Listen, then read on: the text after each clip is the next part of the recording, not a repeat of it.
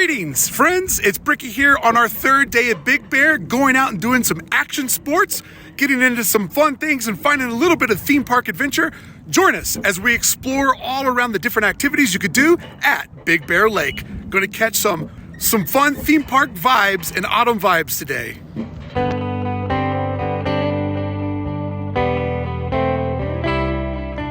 How cool is this structure? It almost looks like a monorail cart in the middle of the sky. That is cool.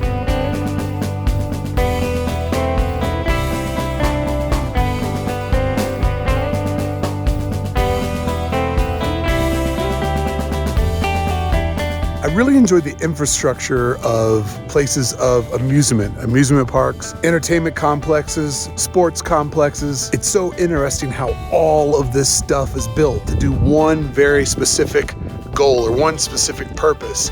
But when it's not doing that purpose, it just looks odd. Like looking at one piece of the engine of your car and being like, I don't know, what's it do? The fact that all of this gear does one very specific purpose, takes people up and down the hill in a very efficient manner.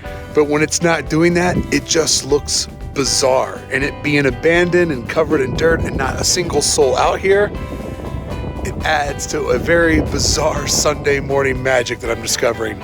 But man, oh man, look at this thing.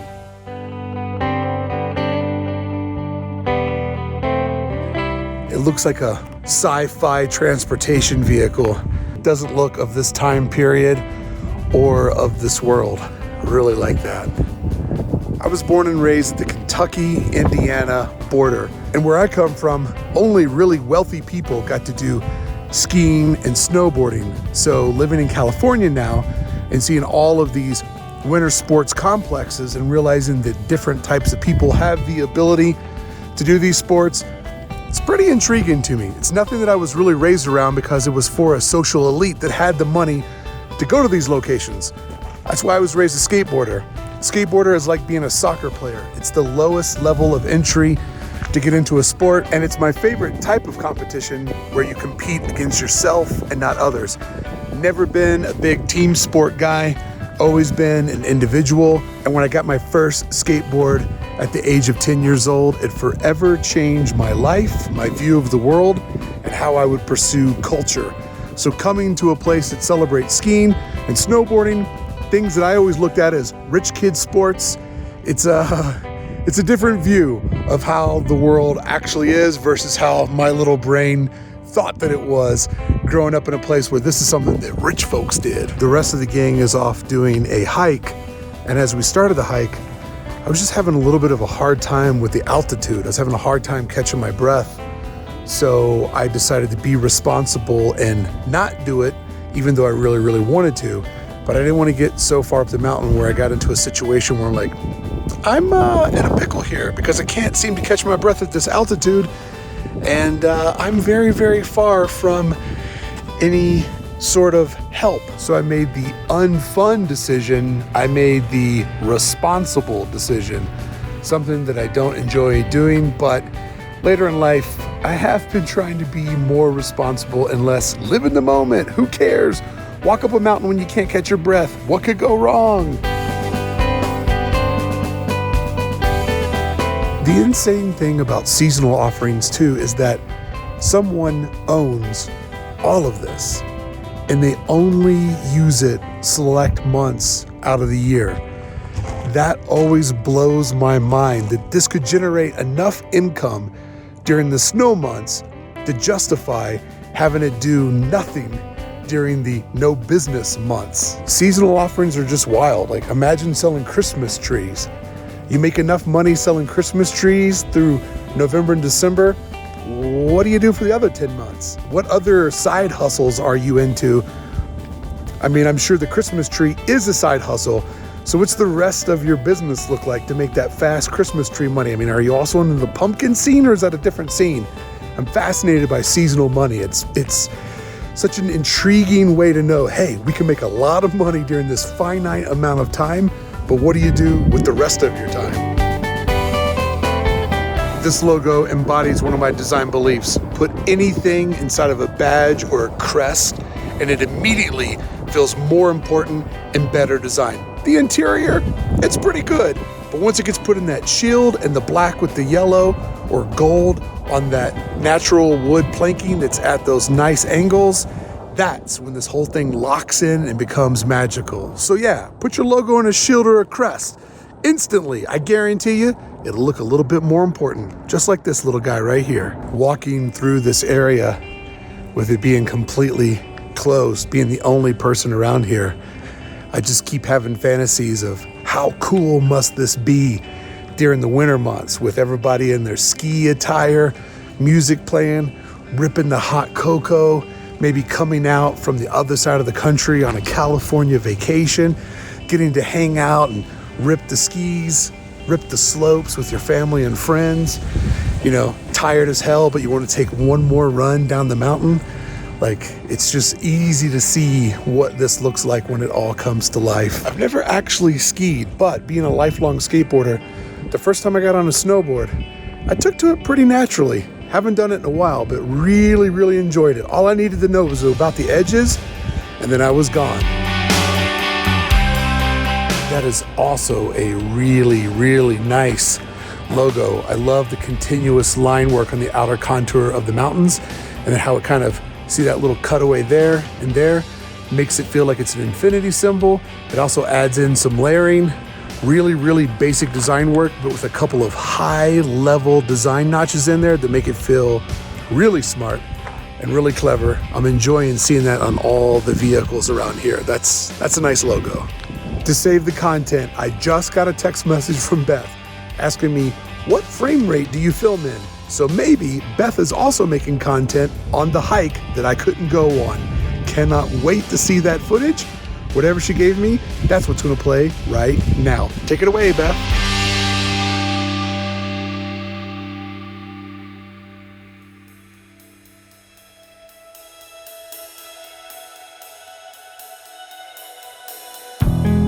Coming to you live from the mountains. Beth takeover. #fitness.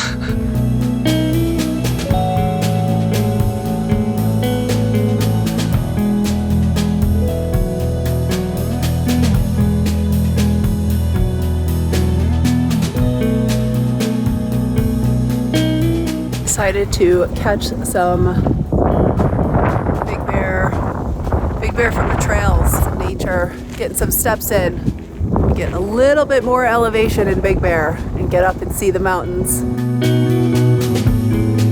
Get some views of the lake, get in our steps, get in our fitness. And it's very folly up here. How does Mark do this? Why do I look like a troll?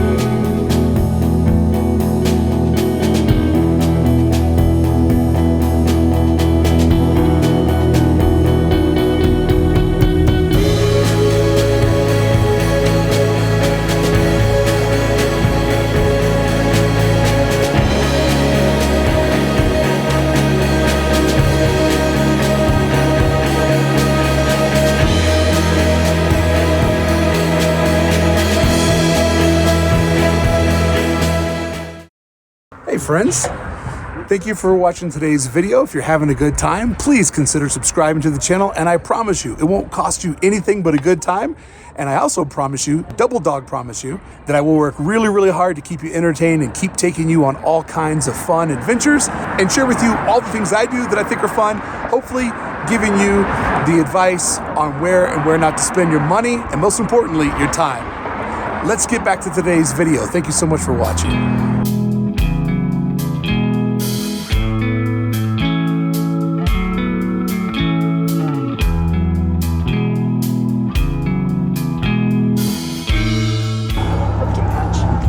Are you getting the pumpkin patch? Maybe ice.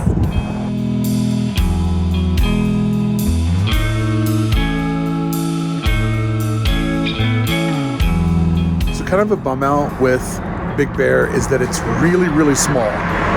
It doesn't have a ton of amenities, and you end up waiting for said amenities. So like this little coffee house right here, 30-minute wait just to get a drink. So you kind of have to pick and choose your battles. We're gonna skip on it just because we don't want to sit in the parking lot for 30 minutes to get a couple of cold beverages.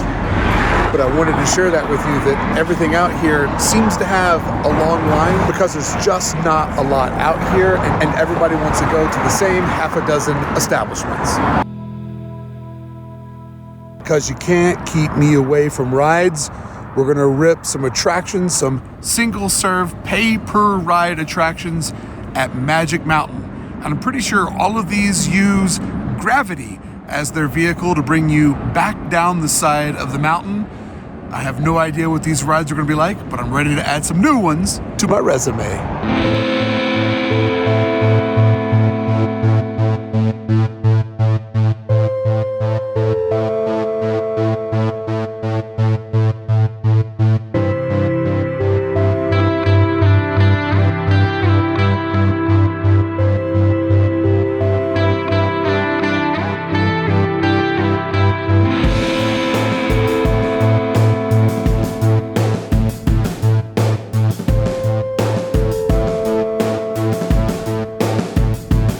They say it's a one-size-fits-all sky bucket, but we might be a little bit tight in here, buddy. Pushing the limit.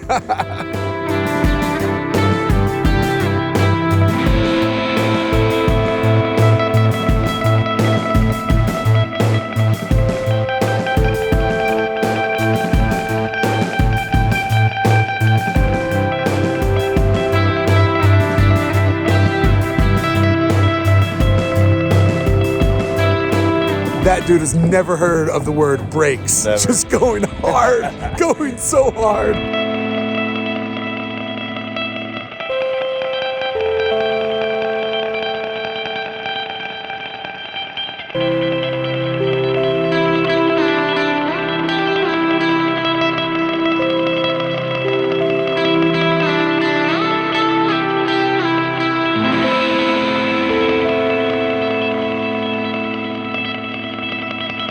So the first thing that Mike and I are doing is the Alpine Slide, which is the little white, like, slide, right? Yeah. Like a luge. Yeah. So we're doing that first. That was what, $9 a person? $9, yeah. And then next we'll do the roller coaster, and everything here depends on gravity as its resource. Where's that Eagle one? Have you seen the Eagle one anywhere? I don't know if that one's still going or not. You feel like it would be hard to miss something because it's not a very big park. And you would see the eagle. Yeah, you would see the eagles cruising by. I like how there's just forklifts and like dump truck, or what is that? Like that little scoop over there? Excavator. Yeah, just an excavator. I'm not a big blippy guy. There's just a gear laid everywhere around here. It's amazing. It's from the 40s. It's amazing.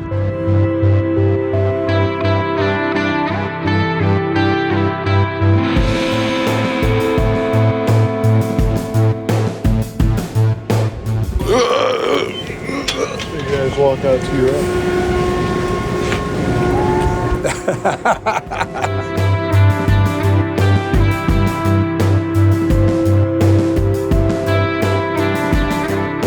This is so DIY.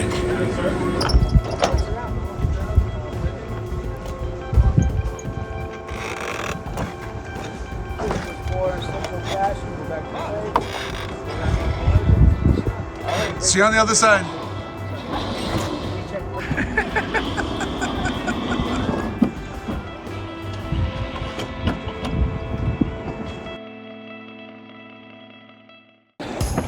Dude hates me. Can't use my GoPro. All right.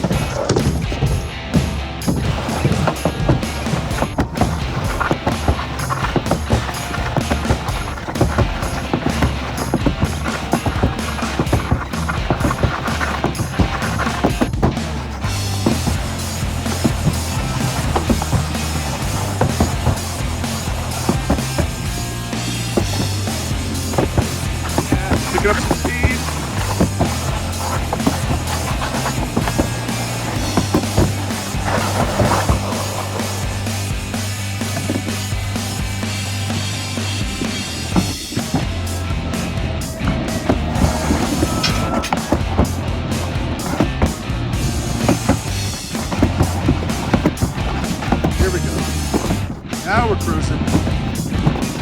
Now we're cruising.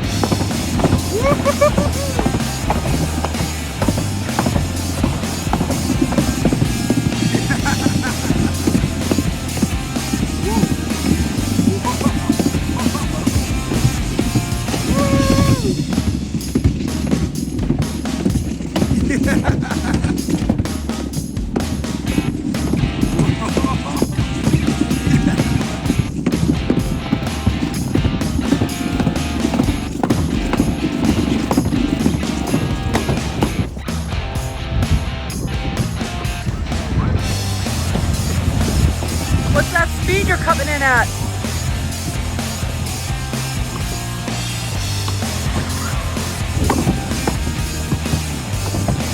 All right, that was a good time.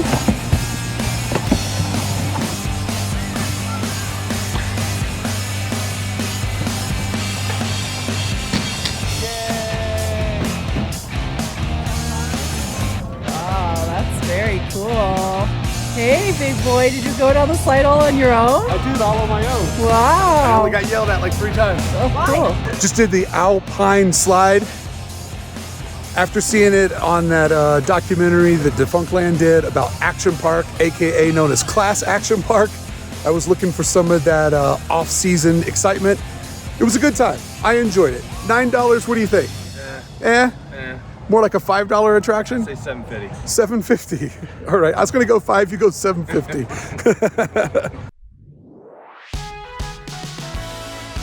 So just gonna do a little quick filming on the way up. Can't film on the way down, but the ride vehicle has a camera that's supposed to capture it for me. This is a pretty cool little invention. Like there's a lift that's pulling us up to the top, but then on the way down, we have a hand grip to the left and to the right, and when you pull up, you stop it. So if somebody like me has a hard time with spins and circles, you can slow down the pace so that you don't hit them at like a pace that feels like it's gonna make you completely sick or lose your stomach.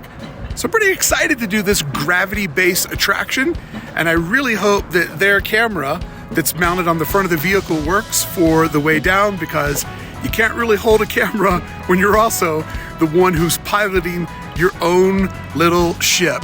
So, $20 a person, $40 for the both of us.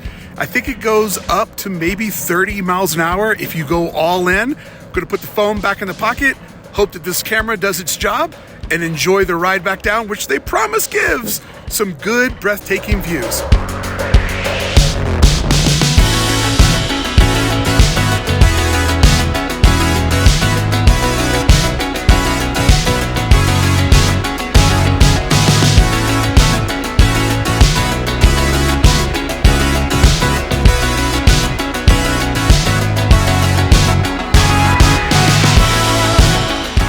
All right, that was session 1. I guess the ride is broken down into 2 different parts. I only had to use the brake one time. Going into that hairpin turn, you get a good view. I mean, maybe the lake if you looked up. Good view of the go-karts over there.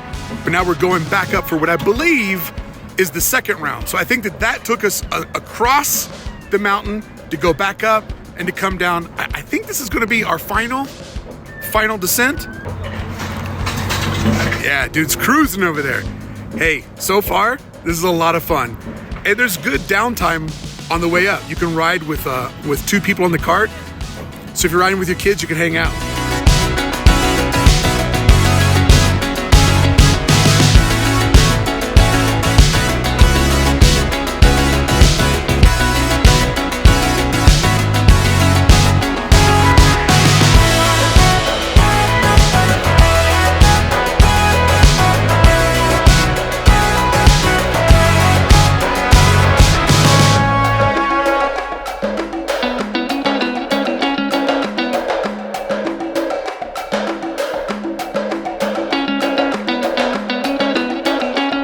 Hey, this ride was a lot of fun. Did you have fun? I had a great time. It's great. Loved it.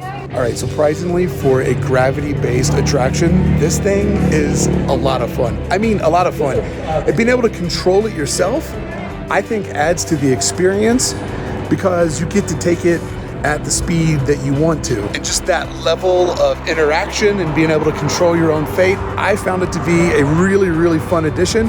especially for somebody that can have a little bit of a problem with motion sickness.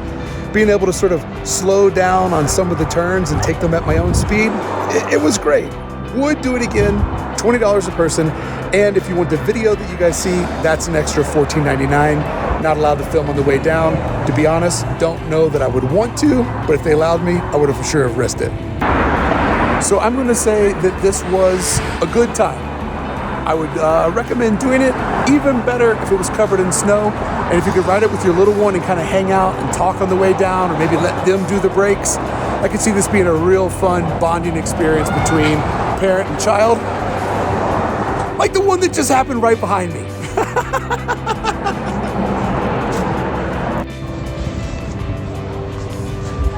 How's it going? Beth, I just did adventure. I heard you did adventure. Adventure was good. Was it good? Yeah, it was great. Mike? It's great, man. Would do it again? I would do it again. Yeah, you should do it. 10 out of 10. You should do it. It's fun. I want to catch some vibes now. Oh, vibes. I'm all in. Hot tub. Hot tub.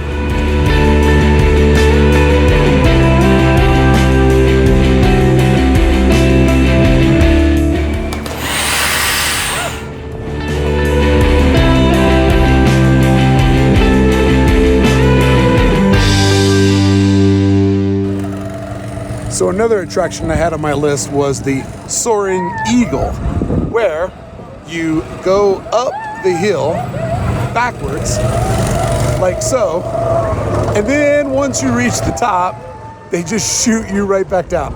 This was on my list of maybes. I'm gonna sit this one out.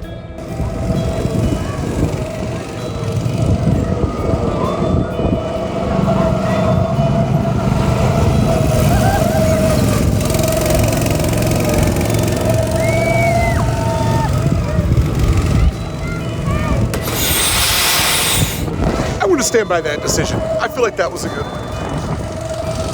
Well, friends, I found some theme park action, some sports, went to an abandoned ski lodge. Couldn't take a hike because my lungs were down, but we got the introduction of the Beth cam and got to ride some new rides, gravity rides. Who knew gravity could do all the things that it does? I hope you enjoyed today's video. Thank you so much for watching, and I will see you back here real soon. We'll do it all over again. How's that sound? Sounds great to me. Hopefully, sounds great to you.